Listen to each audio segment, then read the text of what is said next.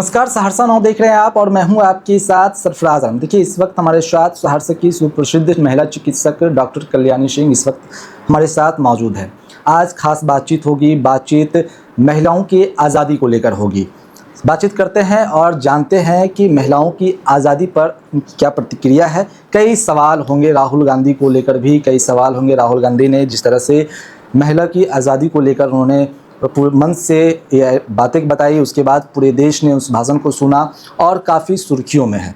Madam, पहले तो ये बताइए, महिलाओं की आज़ादी मिलनी चाहिए और मिलनी चाहिए तो उनका स्वरूप क्या होना चाहिए, उम्र क्या होनी चाहिए, आपकी क्या प्रतिक्रिया है? सबसे पहली बात तो ये है कि हमारे हिंदुस्तान में महिलाएं गुलाम है, ऐसा मैं मानती ही नहीं है। महिलाओं को उतनी ही आज़ादी है जितनी कि पुरुषों की आज़ादी है।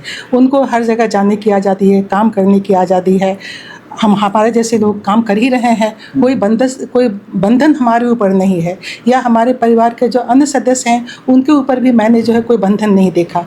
मुसलमानों को लेके कहा जाता है कि उनको ज़्यादा मतलब कि गुलामी झेलना पड़ता है, लेकिन हमारे पास जो मुस्लिम महिलाएं आती हैं, मैं उनके चेहरे पर कोई खेद, वेदना, कोई दुख नहीं देखती हूँ। मुझे ऐसा नहीं लगता है कि वो एक गुलाम की ज़िंदगी जी रही हैं। वो जो भी कर रही हैं, अगर वो परिवार का ध्यान रखती हैं, थोड़ा सा पर्दा करती हैं, तो ये इनकी स्वेच्छा, अधिकांश मामलों में मुझे लगता है कि ऐसा वे स्वेच्छा से करती हैं। और मैं नहीं मानती हूँ कि हमारे हिंदुस्तान में महिलाएँ गुलाम हैं। उम्र क्या होनी चाहिए? दूसरी बात कि हाँ, कि उम्र क्या, आज़ादी, तो जब हम आज़ादी की, महिलाओं की आज़ादी की बात करते हैं, अगर कोई हमारे नेतागण कहते हैं सर्वोच्च मंच से कि महिलाओं को आज़ादी मिलनी चाहिए, तो मेरा भी सवाल ये है कि इस आज़ादी का स्वरूप क्या हो, किस चीज़ की आज़ादी आप मांग रहे हैं, कौन सी आज़ादी आप मांग रहे हैं, इस आज़ादी की उम्र क्या हो, किस उम्र में जो है हम आज़ादी देना चाहते हैं। और अगर हम आज़ादी देना चाहते हैं तो सबसे पहले ज़रूरी है कि जिसको आप आज़ादी दे रहे हैं वो सेल्फ डिपेंडेंट हो, उसको किसी के सहारे की ज़रूरत नहीं हो। वो आर्थिक रूप से, शैक्षणिक रूप से और शारीरिक रूप से उससे भी जो है वो इतना सबल हो, और उसको परिवार का भी कोई मोह ना हो, उसको परिवार के लिए कोई आग्रह ना हो। क्योंकि जब हम परिवार में रहते हैं, जैसे हमारे महिलाएं, हम लोग जो है परिवार में रहते हैं, तो अगर हम अपने पिता की, भाई की, पति की बात सुनते हैं तो इसलिए नहीं कि हम गुलाम हैं, इसीलिए कि हम उनसे प्रेम करते हैं, उनको हम दिल से चाहते हैं और उनकी खुशी के लिए हम कुछ भी करने को तैयार रहते हैं। हाँ। राहुल गांधी ने ये भी कहा कि महिलाओं की पहचान सिर्फ बेटी, पत्नी या माँ तक सीमित नहीं होनी चाहिए। उन्होंने ये जोर देकर कहा कि महिला किसी के अधीन नहीं है, वह किसी की संपत्ति नहीं है और उसका अपना वजूद है। निश्चित रूप से महिलाएं किसी की संपत्ति नहीं है, और जो भी महिलाएं आगे बढ़नी चाहती हैं, तो मुझे ऐसा नहीं लगता है कि 2-4 परिवारों को छोड़ करके, मैक्सिमम जो भी परिवार हैं वो अपने बच्चों को, बेटियों को, पत्नियों को, सबको वो लोग पढ़ा रहे हैं, आगे बढ़ने के लिए प्रोत्साहित कर रहे हैं। आप देख रहे हैं कि आजकल कितनी महिलाएं जो है नौकरी कर रही हैं, बच्चियां पढ़ रही हैं। तो क्या यह परिवार के सहयोग के बिना संभव था? जब हम परिवार में रहते हैं तो कोई बराबरी या छोटे बड़े की भावना नहीं होनी चाहिए, यह सहभागिता का, समानता का भाव होना चाहिए, और होता भी है। मनुस्मृति पर भी एक टिप्पणी है। उन्होंने महिला सशक्तिकरण की राह में मनुस्मृति की मानसिकता को महिलाओं को दबाने और उन्हें आगे बढ़ने से रोकने वाली एक बड़ी बाधा को बताया। मैंने मनुस्मृति को नहीं पढ़ा है, और जहाँ तक मुझे पता है कि हमारे 99% घरों में लोगों ने मनुस्मृति को देखा भी नहीं होगा। हमारे यहाँ रामायण, महाभारत, गीता, इन सब चीज़ों की जब बातें होती है, उपनिषद की बातें होती है, मैंने जब ये भाषण सुना कि मनुस्मृति में मैंने ऐसा लिखा है, तो मैंने जो है चैट जीपीटी से पूछा कि मनुस्मृति में औरतों के बारे में क्या लिखा है। तो उसने मुझे, चैट जीपीटी ने बताया कि मनुस्मृति में लिखा हुआ है कि अगर महिलाएं जो है, औरतें जो हैं, जब तक वो बच्चियाँ होती हैं, छोटी होती हैं, तो उनकी सुरक्षा का भार पिता पर होता है। जब उनकी शादी हो जाती है तो उनकी सुरक्षा का भार उनके पति पर होता है, और जब ये बुरी हो जाती हैं तो उनकी सुरक्षा का भार जो होता है वो उनके बच्चों पर होता है। तो इसमें गलत क्या है? मनुस्मृति में ये भी लिखा हुआ है कि जहाँ नारी को पूजा जाता है वहाँ देवता बसते हैं, ये भी मनुस्मृति में लिखा हुआ है। तो फिर अगर मान लीजिए कि औरतें शारीरिक रूप से कमज़ोर होती हैं, समझे ना, और फिर खास करके जब मातृत्व आता है तो और ज़्यादा कमज़ोर हो जाती हैं। तो अगर ये लिखा है कि पिता को, पति को और बच्चों को जो है उनकी सुरक्षा का भार लेना चाहिए, तो इसमें गलत क्या है? कुछ भी गलत नहीं है। ये तो एक स्वाभाविक चीज़ है, एक प्रक्रिया है। जब परिवार में रहते हैं तो ये आपकी जवाबदेही बनती है कि आप जो है उनको उनका केयर लें, उनकी सुरक्षा का भार लें। और हम सब लोग भी जब परिवार में रहते हैं तो हम सारे लोग एक दूसरे की जो सुरक्षा, एक दूसरे का ख्याल रखते हैं, उनकी सुविधा असुविधा का। ये तो एक देखिए, यही तो परिवार की सबसे बड़ी खूबी है, यही तो प्लस पॉइंट है। हाँ, दो शब्द इस वक्त पूरे देश में चर्चा में है, जेन जी और जेन अल्फा। इस दोनों शब्द को आप किस तरह से देखती हैं? नहीं, जेन जी को परिभाषित किया गया है कि 1997 से लेकर के 1912 तक, मोस्ट प्रॉब्ली 1912 तक में जो भी बच्चे पैदा हुए हैं वो जेन जी के अंतर्गत आते हैं। इट मीन्स कि 14 साल से लेकर के जो है 28-29 साल तक के जो बच्चे हैं वो जेन जी में आते हैं। तो ये जेन जी अपने इस जेन जी की सबसे बड़ी खूबी है कि ये टेक्नोलॉजी के युग में पैदा हुए हैं, ये इंटरनेट के युग में पैदा हुए हैं। इन्होंने बचपन से ही मोबाइल को देखा और सीखा है। तो जो युवा पीढ़ी की जो खासियत होती है कि जोश होना चाहिए, ताकत होना चाहिए, वो सब तो इनके पास है ही। और टेक्नोलॉजी भी का भी फ़ायदा इनको भरपूर मिला है। तो ये पूरी दुनिया से जो बड़े आराम से कनेक्ट हो सकते हैं। ये उनका प्लस पॉइंट है कि उनके पास जो है टेक्नोलॉजी की सुविधा बचपन से है। वो एक जो है एक छोटा बच्चा 15 साल 16 साल का बच्चा जितने आराम से टेक्नोलॉजी का इस्तेमाल कर सकता है, हमारी पीढ़ी के लोग नहीं कर सकते, क्योंकि उन्होंने बचपन से इस चीज़ को देखा है। लेकिन इसका दूसरा पहलू क्या है कि ये सब कुछ है कि उनके पास नॉलेज है, उनके पास जो है मतलब कि जोश है ना, एनर्जी है। लेकिन उनके पास क्या नहीं है वो भी देखना होगा। उनके पास दो चीज़ें नहीं है। एक तो कि उनके पास अनुभव नहीं है, दूसरे उनके पास धैर्य नहीं है। ये दो चीज़ें जो है, ये चीज़ें जो है उनकी सुरक्षा हो और ये उनके जो है आगे बढ़ने की राह में जो है बाधा डालती हैं। तो अगर कोई जेन जी, तो इसमें मेरी ये सलाह है कि अगर कोई जेन जी कुछ भी करना चाहता है, कोई भी जो है आगे बढ़ना चाहता है, तो उसको धैर्य अपनाना होगा और उसको कुछ सवाल पूछने होंगे अपने आप से। अपने आप से सवाल क्या पूछेंगे? जैसे कि अगर किसी ने उसको कुछ कहा तो उसको इसके पहले जज करना पड़ेगा कि ये आदमी मुझे ये बात क्यों कह रहा है ना। इसके पीछे इसका मोटिव क्या है?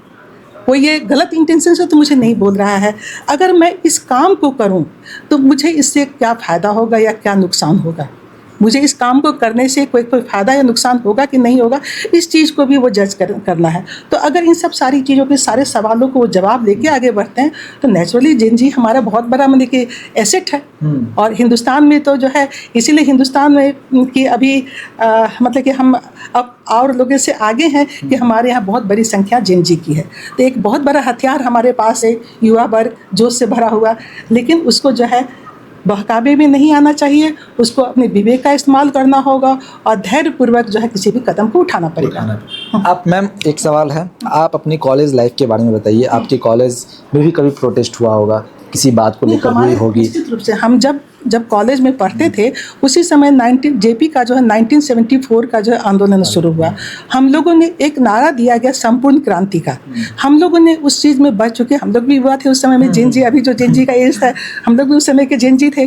तो हम लोगों ने बड़े जोर शोर से भाग लिया। मेरे पति कई बार इसके लिए जेल भी गए, क्योंकि ये जो शब्द था संपूर्ण क्रांति, सब चीज़ को बदल दो, हर व्यवस्था को बदल दो, ये बहुत ही लुभावना शब्द था। और हम लोग भी चाहते थे, हम लोग भी उबे हुए थे जाति पाति से, गरीबी से, भ्रष्टाचार से। तो हम लोग भी चाहते थे कि सारी व्यवस्थाएं बदले। तो हम लोगों ने जो है इस व्यवस्था को बदलने में आगे बढ़ चढ़ के भाग लिया। लेकिन जब आज हम पीछे मुड़ करके देखते हैं तो मुझे लगता है कि इस आंदोलन से सरकार तो बदली, व्यवस्था में कोई ज़्यादा अंतर नहीं आया, कोई ज़्यादा अंतर नहीं आया, है ना। तो ये चीज़ें हैं कि जैसे इसीलिए मुझे लगता है कि जब हम कोई नया आंदोलन लोग शुरू करते हैं तो जेन जी को ये सवाल पूछना पड़ेगा कि आप नई व्यवस्था जो लाना चाहते हैं, व्यवस्था कैसी हो।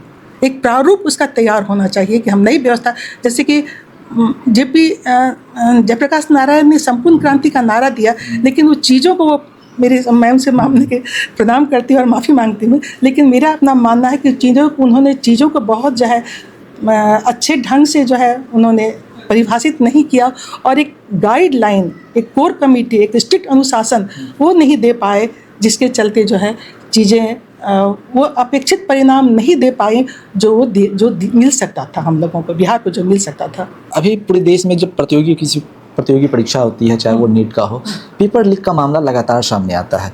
आप इसको लेकर क्या है? ये बहुत ही दुखद और बहुत ही शर्मनाक है ना। कुछ लोग अपने निहित स्वार्थ के चलते जो है लाखों युवाओं का भविष्य जो है अंधकार में दे रहे हैं, एक निराशा में दे रहे हैं। अगर आपके पिता के पास पैसे हैं और उसके बल पर आप जो है नीट में एडमिशन ले रहे हैं और सब जो है एग्ज़ाम को ये कर रहे हैं, तो फिर बेचारे जो गरीब घर के बच्चे जो है वो लोग क्या करेंगे, कहाँ जाएंगे, है ना। और मैं ये भी मानती हूँ कि जो गरीब घर के बच्चे होते हैं वो चूँकि वो गरीबी देखे रहते हैं, उनमें आगे इस गरीबी से निकलने की एक जो है चाहत होती है, तो आम तौर पर वो जीवन में ज़्यादा अच्छा करते हैं क्योंकि उनके पास एक विल पावर बहुत स्ट्रांग है और मेहनत करने की क्षमता है और मेहनत करने का जो है हौसला है। आप भी मेडिकल कॉलेज चला रही हैं और कई बच्चे ऐसे हैं जो काफ़ी गरीब परिवार से भी आते हैं। अगर उनके साथ कुछ इस तरह का हो जाए तो उनके अंदर क्या बीतता होगा, वो आप जान रही है, और कैसे उनको नहीं, अगर हमारे पास लोग आते हैं प्रॉब्लम लेकर के, तो हम जो है उनको इंडिविजुअल लेवल पर जो है इसको डील करने की कोशिश करते हैं, है ना। उनको इंडिविजुअल लेवल पर डील करने की कोशिश करते हैं कि अगर कोई प्रॉब्लम है तो हम कोशिश करते हैं कि हम उनकी मदद करें। अगर मेडिकल के क्षेत्र में कुछ सुधार हो उस देश में, तो आपकी क्या प्रतिक्रिया है, क्या चीज़ में सुधार होना चाहिए?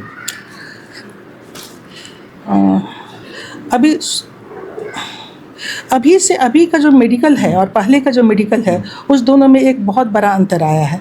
अभी का मेडिकल जो है, एजुकेशन जो है टेक्नोलॉजी ओरिएंटेड हो गया है। मतलब कि हम जो है इन्वेस्टिगेशंस पर जो है बहुत ज़्यादा क्लिनिकल जो है, मतलब कि पहले जो डॉक्टर पेशेंट को देखते थे और उसके बाद जो उसको छू करके जांच करके जो डायग्नोसिस करते थे, अब वो चीज़ें करीब करीब जो ख़त्म हो रही हैं।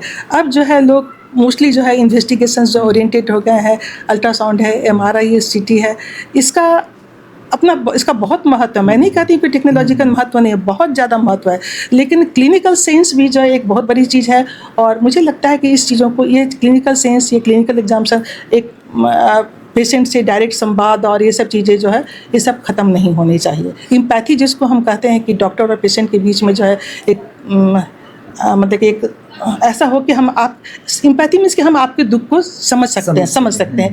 तो ये सब चीज़ें जो होनी चाहिए। और आगे अभी तो हम ये देख रहे हैं कि अभी जो मेडिकल का भविष्य मुझे हिंदुस्तान में बहुत अच्छा दिख रहा है, क्योंकि बहुत बड़ी संख्या में जो है मेडिकल कॉलेज खुल रहे हैं, बदलाव हो रहा है, मेडिकल कॉलेज खुल रहे हैं और स्टूडेंट्स जो है एडमिशन ले रहे हैं। और अभी भी मुझे लगता है कि मेडिकल का फील्ड जो है जॉब के हिसाब से सबसे अच्छा फील्ड है। संख्या काफ़ी बड़ी है मैम, इसको देखा जाए तो वो है, लेकिन इतने ज़्यादा मेडिकल कॉलेज खुलने से क्या होगा कि हमारे पास ये इंटरनेशनल सेंटर बन सके। हिंदुस्तान जो है ट्रीटमेंट का जो है इंटरनेशनल सेंटर बन सकता है। आसपास के जो है गरीब देशों से या दूर से भी, अफ्रीका वगैरह से तो अभी भी बहुत लोग आते हैं, तो वो सब लोग आते हैं और इससे जो है देश की इकोनॉमी को बहुत बड़ा फायदा होने जा रहा है। एक सवाल छात्र से जुड़ा हुआ है मैम, कि जो बच्चियाँ मेडिकल की तैयारी कर रही है, as a doctor Kalyani Singh की तरफ से वो क्या टिप्स रहेगा उन छात्र छात्राओं के लिए जो विशेष ध्यान देने की ज़रूरत है?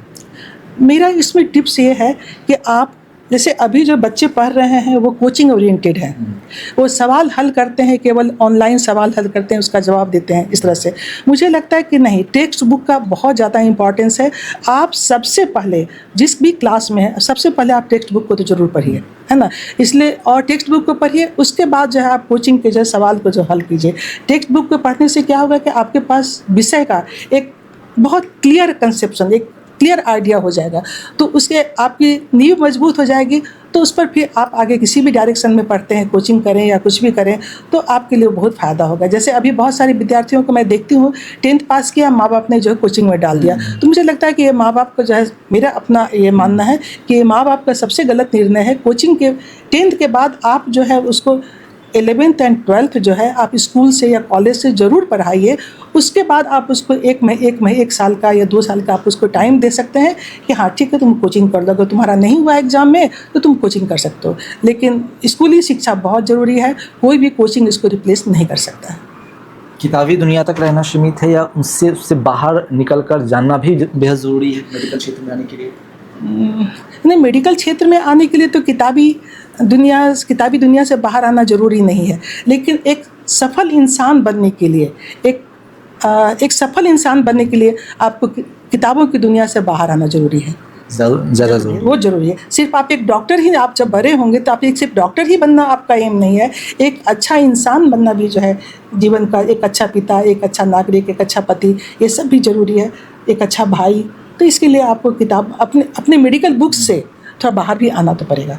लॉर्ड बुद्धा मेडिकल कॉलेज से अब तक कितने ऐसे छात्र हैं, बच्चियां हैं जो डॉक्टर बनकर निकल चुकी है, डॉक्टर बन गई है, अपना मेडिकल हॉस्पिटल चला रही है?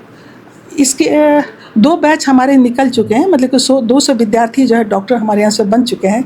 और उसमें कौन क्या कर रहा है ये तो मुझे पता नहीं है, लेकिन मुझे लगता है कि अभी सारे उनके ऑलमोस्ट 90%, बहुत सारे लोग जॉब में भी हैं, लेकिन मोस्ट ऑफ द स्टूडेंट्स जो है वो पीजी की तैयारी कर रहे हैं। बहुत सारे लोग तो उसमें से पीजी का हुआ भी है, और जिनका नहीं हुआ है वो इस कोशिश में है कि उनको कोई किसी भी सब्जेक्ट्स में जो है पोस्ट ग्रेजुएट्स में एडमिशन हो जाए। लक्ष्य क्या है मैम आपका?